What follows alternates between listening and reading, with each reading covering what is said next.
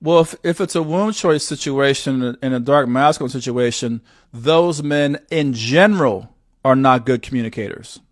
So again, the mistake that a lot of the women are making are assuming that he's a great communicator in every other area of his life, but just not with me, right?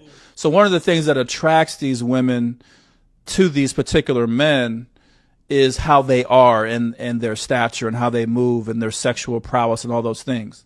Well, the men have those positive characteristics, but the negative characteristics include communication. So they're not good communicators in general. Now, why is that? Because they don't have to communicate. These are men who the women come to them. Okay. They're used to women coming to them, initiating communication, initiating contact, chasing them, wanting them to be with them, wanting them to marry them, all these kinds of things. So these men are accustomed to that. That's why the women are attracted to them, because they walk with that kind of confidence, that kind of edge about them, where they just know that they are all that.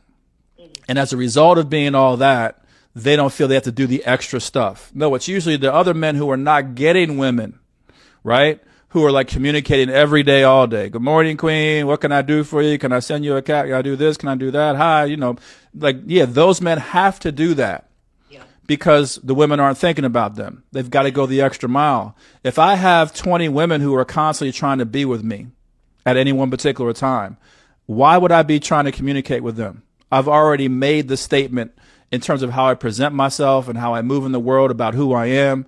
Yes, I expect you to come to me. I expect you to initiate communication. Okay.